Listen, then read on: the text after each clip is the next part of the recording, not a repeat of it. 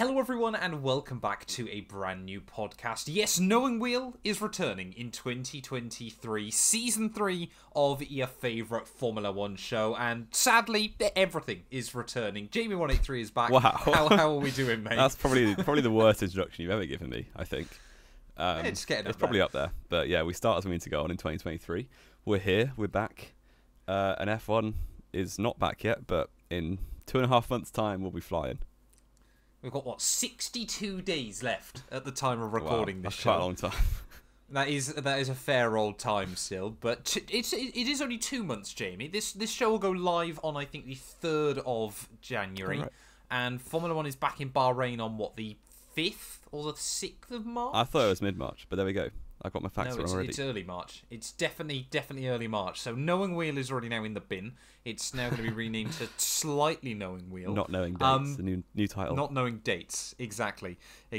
But we do have big news as well for 2023 of Knowing Wheel. And to kickstart Season 3, we're going to be bringing you guys more socials. Yes, we have launched, we actually already had launched a TikTok, but we haven't really done anything with it.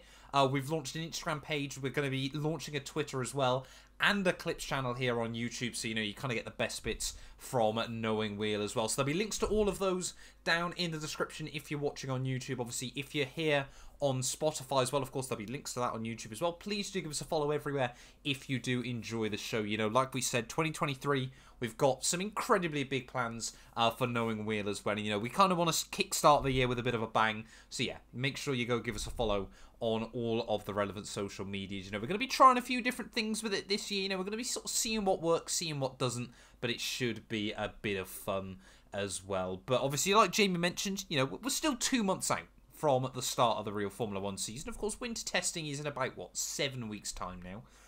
So we thought today, kickstart the year. It's Bank Holiday Monday here in the UK. Jamie's on time and a half pay for doing the show.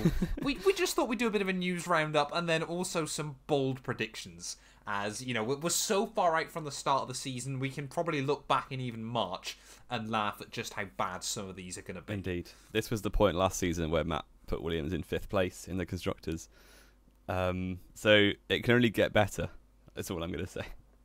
Here we go. I'm going to start then with Williams. They're going to finish P4. No, I'm joking. Let's quickly just run through a few things then, Jamie.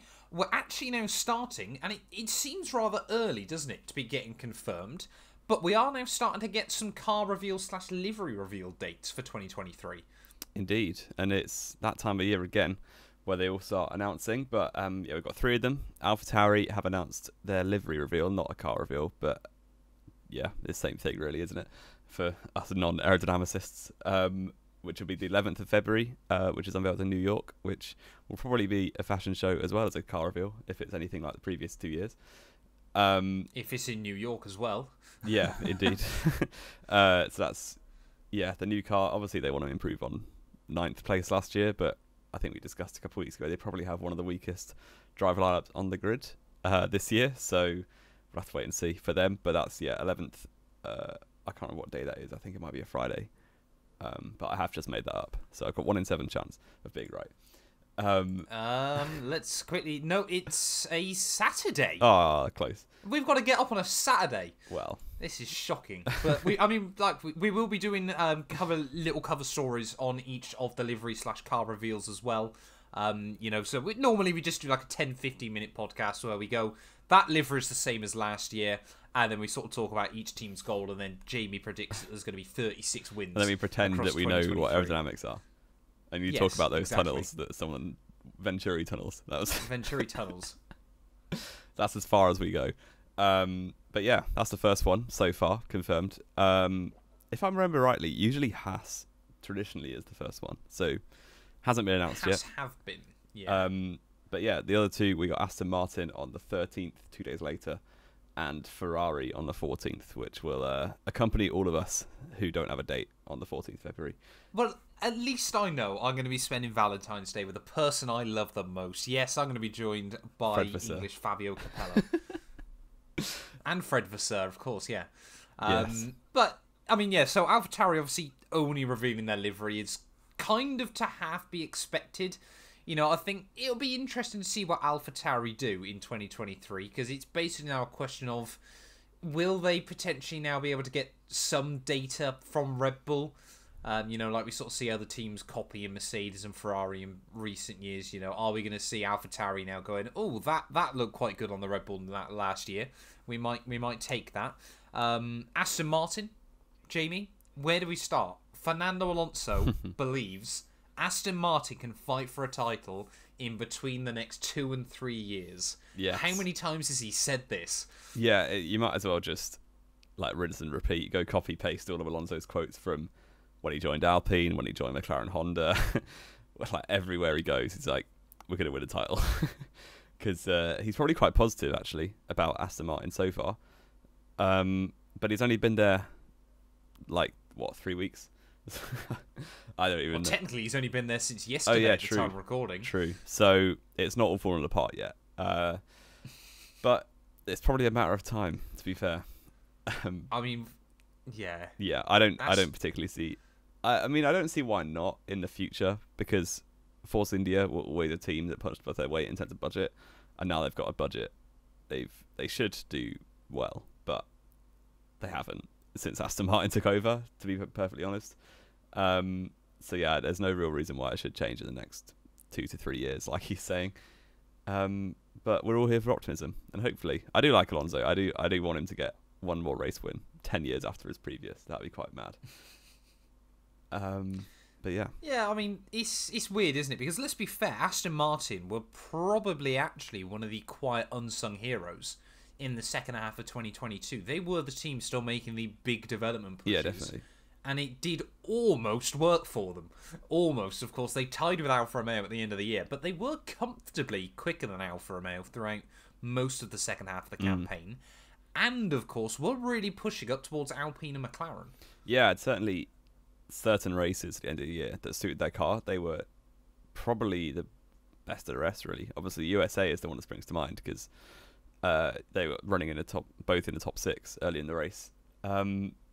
So in terms of trajectory, they're the Mercedes, I would say, are probably on the highest trajectory momentum-wise going into this year. So if they can continue that, then it could be a good year for both those teams.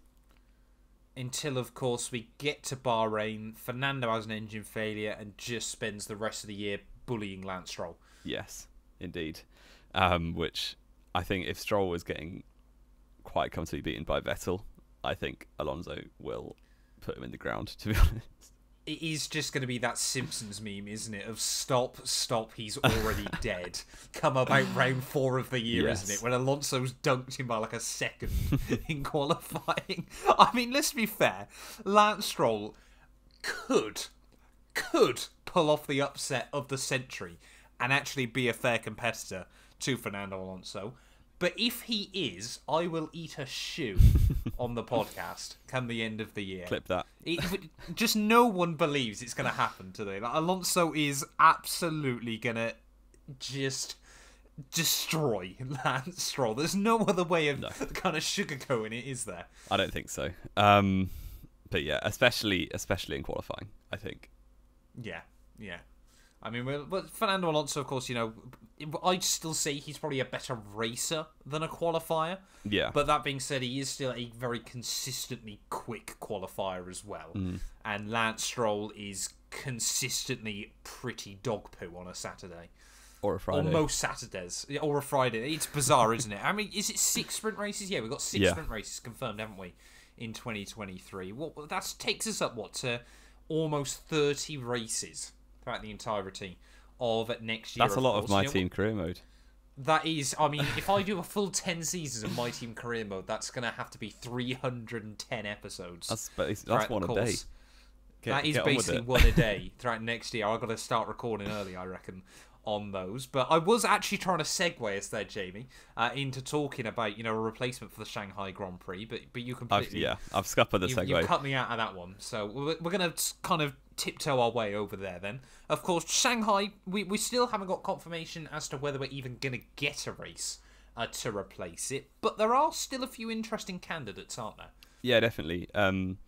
It kind of could go anywhere, really. Obviously, we've got a flurry of completely capable Grade 1 circuits from 2020 when we needed loads of circuits out of nowhere.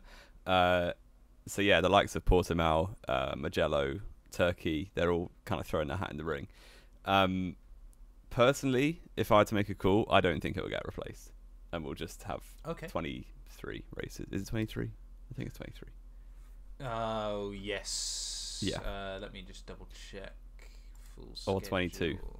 It's 23, 7, 11, 15, 19. No, it is meant to be 24, so we go down to 23 again, wouldn't we? Yeah, which would be a bit of a shame because it leaves a ridiculous gap. Like we had, was it last year? I think, like we had last year, weeks, where you've got round 1 and 2, and then a 2-week gap. Then where China was meant to be, then another 2-week gap, and it's like, right. I think, like that's a word. Logistic wise, that's buzz that. The race before is Australia, so if they want to, like, it makes sense to replace it with an Asian circuit ideally, but there's not really any candidates. I would love them to go back to Sepang, but that won't happen. There are some candidates. Sepang have sort of flirted with the idea, apparently. Again, obviously, of course, this is all speculation. But, of course, always the big issue for Sepang was the fact they couldn't get enough seats in the grandstands. Yeah. Formula One's exploded since 2017. I think there is a possibility that this could be Sepang's return to Formula One. And that's a lot more sensible than the two other ideas that I'd like to float around. It's one of them Kyle Army by any chance? No, it's not, because that's in completely the wrong direction. Yeah. I had two. One of them apparently has actually been spoken about, Jamie, but I'm not convinced. That being Adelaide. I heard about that, yeah. I'm not convinced. I could vibe with a return to the Adelaide Grand Prix. Of course, Australian supercars, they still race there each year. It's normally in November, though, rather than at the start of the year. But it kind of fits, F1 is trying to be sort of more carbon neutral and sensible and things like this. And going from Saudi to Australia to, Nürburgring or Portimao, and then back over to Baku probably doesn't look great. But, Saudi to Melbourne, Melbourne to Adelaide, Adelaide to Baku doesn't look so bad. You're kind of heading back in the right direction after the Australian Grand Prix. The other one that I would love to see, and I know I've mentioned this before in the past, can we not get Fuji hosting a Formula One Grand Prix again? That would be sick. It would be. And I think they deserve it, because Suzuka, don't get me wrong, it's a historic circuit. It's got plenty of heritage. But Fuji, there's a very good chance, mainly because of the huge front straight, that it could deliver a better Grand Prix. Because let's be fair, Suzuka has often delivered fairly snooze fests because there's not much space to overtake. 2020. And if you tell me last year's race was good, but that was pretty much entirely because of the weather. 2019 was good, which was the second last time. Yeah, I suppose. It's delivered some pretty good races still, but if you're trying to suggest to me that Turn 1 at Fuji isn't the best overtaking place in Japan, I don't know what is. In the whole of Japan, not even just in Fuji the entirety of Japan. Jamie, it's got a 1.2 kilometre straight into a hairpin. If that doesn't scream, they'd get around there in like a minute, or maybe under a minute now as well. No, nowhere near. It's about 1:15. Yeah, but back in 2008, it was like 1:10. So they would. Don't think that's right. Nah, that is right. I don't think that's right. And no, unless Felipe they didn't Massa's have the pole chicane. time. You get me Felipe Massa's pole time that says a 1:10, and I will believe you. I do not believe that was the case. Was it 2008? Oh, it's Lewis Hamilton. It was Lewis Hamilton. Oh, it's 1:18. Never mind. There you go. See, thank you very much. But they would be getting 7 seconds off that now, I reckon. 6 or 7. So yeah, it'd be quite a short track. I just like Suzuka too much, and I don't think.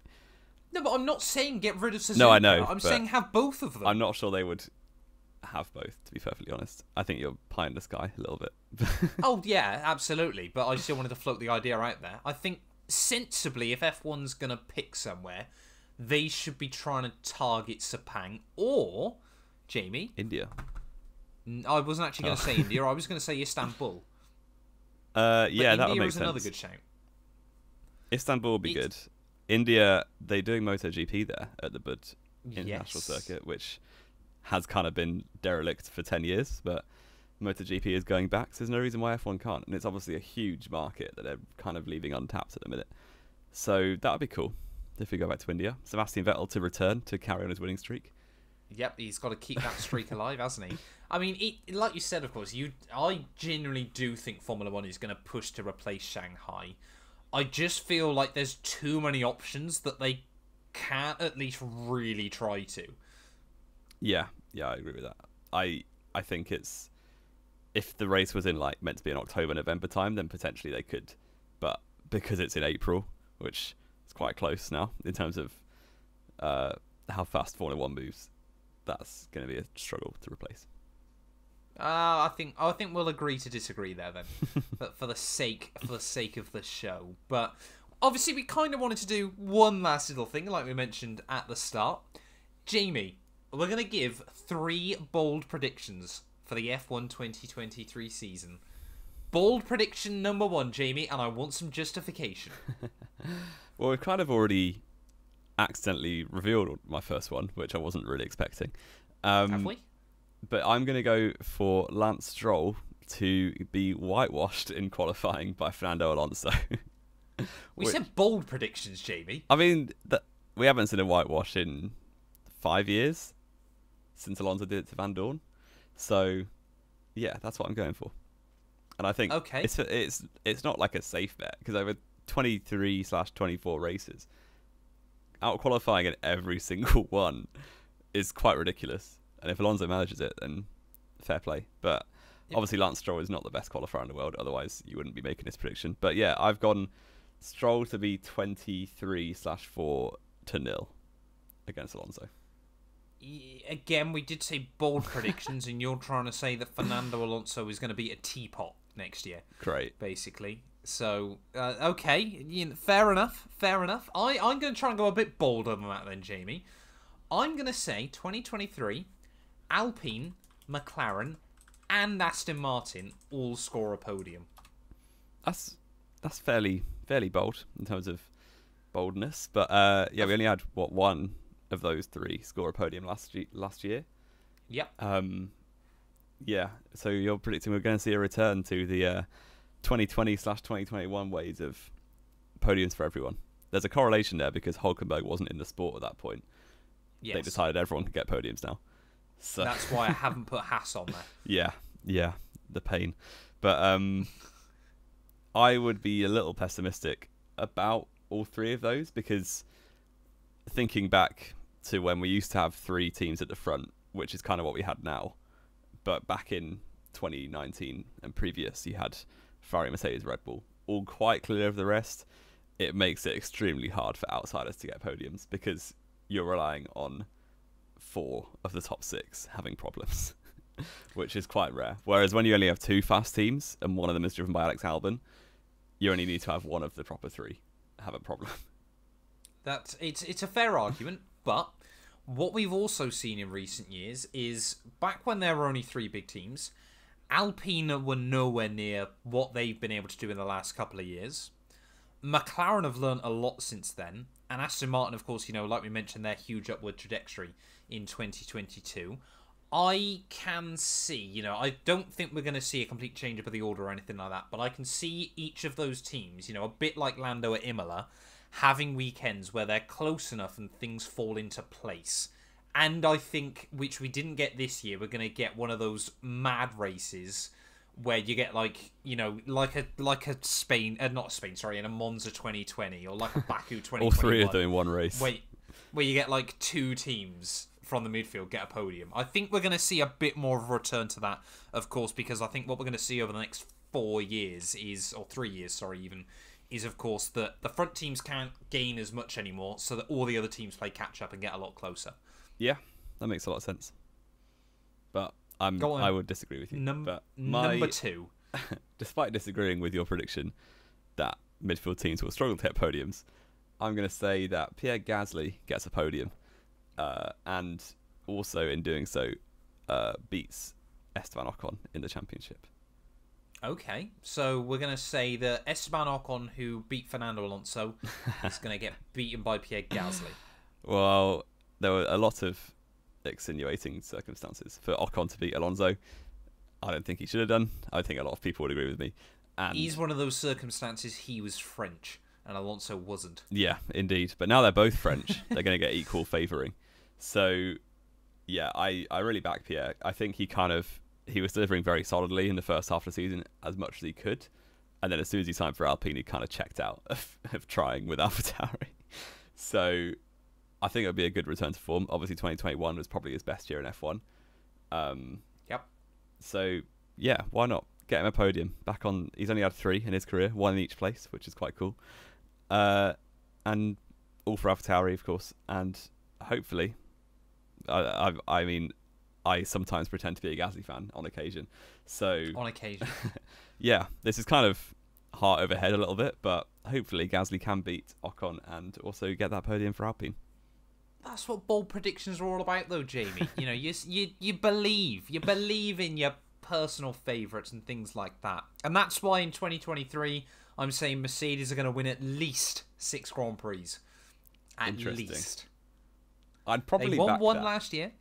They won one last year. I think, you know, they have confirmed they're going to be sticking with the 0 side pod concept, which kind of scares me. 0 side pod, degree. 0 win. That's how it goes. Well, they did win one race last year with no side pods, so True. We'll wait and see. But I think, you know, they were getting on top of that car towards the end of last year, and I wonder whether those statements are more about just trying to make Red Bull and Ferrari look over their shoulder more than anything else. But I think, you know, not necessarily saying that Mercedes are going to fight for a world title, but I think they're going to be a whole lot closer. And is it fair to say we'll play second fiddle most likely to Red Bull?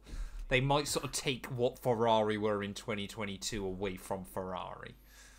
I think, yeah. It's a really difficult one to call, I think, with Mercedes, because if you start the season in Mexico, which is what, 4 races from the end, 3 or 4 races from the end, I think, yeah, they probably have on average the second fastest car, maybe the fastest car. So yeah, it's interesting to see, because I don't think there's going to be massive evolution of these cars. It's going to kind of be like no, there will be evolution, there will not be revolution. That's the saying. Yes.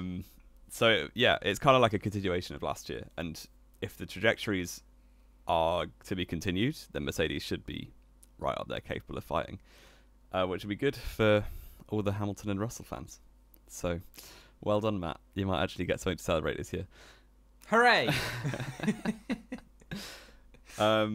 Yeah, similar. I kind of have to back your prediction, because my final prediction is driver and constructors champions are different from each other. So like we saw in 2021, where Verstappen obviously won the title, but Mercedes won the constructors. I'm going for that again. Basically, I don't want to commit to those 2 things, like Verstappen and Mercedes, but if I had to choose one, that's what I would say.